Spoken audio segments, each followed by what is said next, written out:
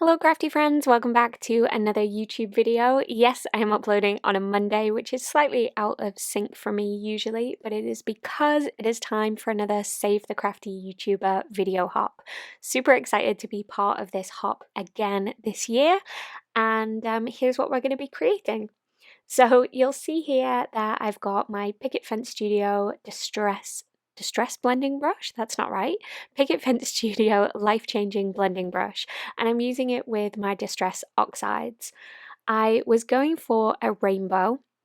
Now, some of you might be looking at that green and thinking, Laura, that's not the color that you need between your yellow and your purple. I'll figure that out. So first of all, I applied some Distress Oxide in Candied Apple.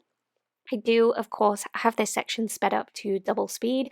I'm not quite this fast when I'm ink blending, and I'm cleaning off my brush just on a microfiber cloth in between the different colours, making sure to overlap where the colours meet to get nice seamless blending. And I'm just working on a laminated piece of cardstock for easy cleanup. So I'll go ahead and add this green here, and I'm thinking, oh no, this doesn't look right. Richard of York gave battle in vain. I didn't want green. I wanted battle. I needed some blue. So I'll go ahead and finish up. The colours that I've used so far are Candied Apple, Squeezed Lemonade, Lucky Clover, which is the one I'll switch out, and Seedless Preserve. So here we go. I grabbed my Mermaid Lagoon to save the day and just went over the top of that green. It did mean that the blending wasn't quite a perfect rainbow, but it's close enough, and the majority of this is going to be covered up anyway with that full-size speech bubble cover plate die from Lawn Fawn. So once I'd managed to salvage my inky rainbow, I don't think it looked too bad in the end. I'll go ahead and clean off this surface and leave this to one side to dry. I did end up helping it along with my heat tool just off camera. So here I've got my Gina K amalgam ink and this little tiny dog from the Say What Pets Lawn Fawn mini stamp set. And I'm just stamping him down onto some Neenah 80-pound cardstock. That's the same kind of cardstock that I used for my ink blending, and it tends to be my go-to for any kind of layers on my cards. So I missed a little bit of the dog's paw, so I went ahead and stamped it down twice. And then I'm going to do some really basic colouring. I wanted it to have, this little dog to have a white-ish look, but I didn't want it to be the pure white of the cardstock because that wouldn't have looked quite right. So I grabbed some of my light Copic markers. I believe I'm using N0 just to go all over the dog to cover up any of those pure white sections. And then just around his mouth, I darkened up the muzzle just a little bit with, I believe, N3. And then for that little tiny dot on his nose, I coloured that in just with some W10. You could definitely do some more intricate colouring here and add a whole bunch of shading and detail, but because of that rainbow background, I really wanted that to be the focus of this card, and I wanted the colouring to be very kind of plain and simple, which is why I opted for more of a white toned dog. So I'm grabbing some scissors here and I'm going to go ahead and fussy cut this dog out. I believe there are coordinating dies, but I don't have them here, so I just went ahead and cut this out right along that stamped line, and I've trimmed away or cut away any of that video footage so you didn't have to spend too long watching me cut. So now I've grabbed some vellum and a circle die. This is one of the smaller stitched circles from the Lawn Fawn Stitched Circles die collection. That was a mouthful. And I'm going to go ahead and run that through my Gemini Junior. So I just trimmed away any of the excess vellum, and then I'll hold this down in place and run it through. And then I'll go ahead and die cut the cover plate die from both cardstock and also some craft foam so I can have some dimension on this card. And while I'm doing that, I will tell you a little bit more about this hop. So you may have seen a couple more of the videos in the hop, or you may have seen previous hops from previous years. The Save the Crafty YouTuber event was started by Justine Hovey. I have a link to her blog post in the description below, and it is a wonderful event that was created to help content creators reach the minimum subscribers and views to enable monetization. Obviously, buying the supplies to make these videos can be very expensive, and whilst it is a hobby and something that we enjoy, there are many people that make a successful business from this type of content production, but a lot of us are much smaller and we're still growing. So to have a hop like this where we can boost our views and boost our subscriber numbers to reach those minimum quantities for monetization, which is essentially where we receive a small portion of the ad revenue from any of those adverts that you may see at the start of your videos. And I myself am lucky enough to have been able to reach those minimums. So I'm helping to kind of pass that on to some other content creators and also helping to find some really awesome content creators. I'm always surprised by the new people that I find during these hops. And of course, there are a ton of sponsors and giveaways. So do make sure to leave a comment on this video and let me know if you're from the US or if you are international to the US, because some of the prizes have restrictions on the postage. Okay, so whilst I was explaining some of that detail, I've gone ahead and completed my die cut, popped all the pieces out, and now I'm just going to grab the Lawn Fawn stamp set here with all of these phrases.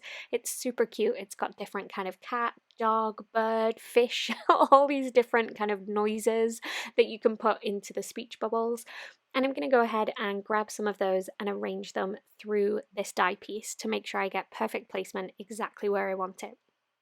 The ink blended rainbow piece is completely dry now, and I have also prepped it with some anti-static powder tool just to make sure that any of the embossing powder that we use in the next step doesn't stick where we don't want it to.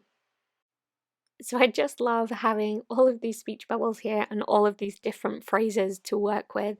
I know my dog is particularly vocal. He is a Hungarian Vizsla, and they are known for being very clingy and very needy, and they're pretty vocal too. So he will often make a lot of noise, particularly the stamp set here, the Aru.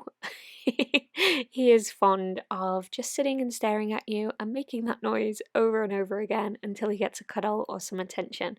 So I think this would work really great to make a card featuring my dog as well. But for this one, I wanted to use the mini Lawn Fawn stamp set, which looks more like a kind of a Scotty dog to me. I believe Scottish Terrier is the correct name. Anyway, I'm going ahead and adding all of these different phrases, just making sure they face the appropriate way according to the speech bubble that they sit in. Some of the speech bubbles are kind of right way up, some are upside down, some to the left, some to the right. I'm just making sure that the words coordinate with the direction of the speech bubble. And then I'll go ahead and ink everything up with Versamark ink, just a clear sticky ink that the embossing powder will stick to nicely. And then I'm going to go ahead and use some white embossing powder. This is a detailed white embossing powder, and it just helps to really cling to the tiny detail of the sentiments that I'm using here. So once I had that all in place, I gave the cardstock a good tap to get some of that excess off, and then anywhere where some stray embossing powder has decided to stick, I can just use a fluffy brush to brush away the excess before using my heat tool to heat set it. And there's something about heat setting white embossing powder, the way it kind of goes from that chalky finish to that really bright white, kind of plasticky, glossy finish. I just think it looks really beautiful. And you could definitely go ahead and do all of the heat embossing before you do the ink blending, because it will resist the colour. I just felt it was a little easier for me to work this way round for this particular card. So I'll rearrange all of those sentiments and ink them up again. Now, there weren't quite enough for me to be able to do this in 2 passes of my MISTI, so I decided to go hands-free and grab some of those sentiments with a stamp block and just fill in some of the gaps. In some of those larger sections, I actually stamped the sentiment twice because I felt it looked a little better and it kind of filled the space a little more there. And you could definitely mix and match with any other sentiment stamp sets that you have. You definitely don't have to use this one here. I mean, you could fill it full of all the various hellos or happy birthdays from other stamp sets that you may have. And then again, just added some more heat embossing powder, some white heat embossing, and melted that with my heat tool. So now it's time to bring everything together. I'm using liquid glue. This is the Lawn Fawn liquid glue, and I'm just running that around the outside edge of the die cut piece and also some craft foam, and then I'll layer those together on top of the card just to create that really nice dimension off that card base. So one of the great things about working with liquid glue like this is you have a couple seconds to kind of wiggle everything into place, which is really important when you're working with something as precise as this to make sure everything's exactly where you want it. So I'm just placing my mini Misty on top of this piece to kind of hold it flat while it dries, and then I'll go ahead and use that Misty just to stamp my sentiment underneath my little dog. So I've grabbed the die cut vellum circle, and I'm actually using my magnet bar to create a straight line. The great thing about the vellum here is I can look straight through to the grid mat within my Misty, and then I can just line up my sentiment stamps. You'll notice with Lawn Fawn alphabet or sentiment stamps, they tend to kind of square off the edges, so you can kind of butt them up together really nicely and create a nice straight line, which is so useful. It's extremely frustrating to stamp a sentiment wonky after all of your card making, especially if you're stamping directly on the card base, and Lawn Fawn stamps tend to make that a little easier, or at least they do for me. So I've grabbed some of my VersaFine Onyx Black, and I just missed a section of the T there, so I went ahead and pressed down. There was no need to re-ink because my stamp was already still really juicy from that inking. And then I've just dipped this into clear embossing powder. This is going to make sure that the ink doesn't smear or smudge on the vellum because it would have an extremely long dry time, and it also gives the sentiment the same kind of glossy finish as the rest of the heat embossing, so it all coordinates really well. I grabbed a little bit more of my ink and I'm using my tweezers to try and stop getting my hands really gluey and sticky, which is something I also struggle with in the craft room. By the end of a session of card making, I tend to be pretty sticky, so I'm try and avoid that wherever I can. And then I'll press that down and apply some glue just behind the dog. One of my favourite ways to stick vellum down is to actually run the whole piece through my Xyron sticker maker. However, because there are open sections behind that little dog, I didn't want it to kind of press down and stick where I didn't want it to be.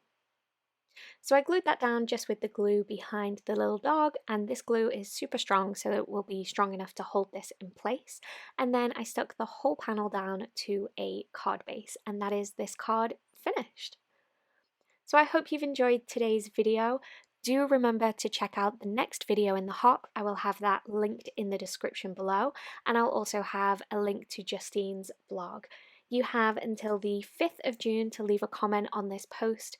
Don't forget to include whether or not you are based in the US or you're international to the US, and all the prize winners will be announced on the 10th of June.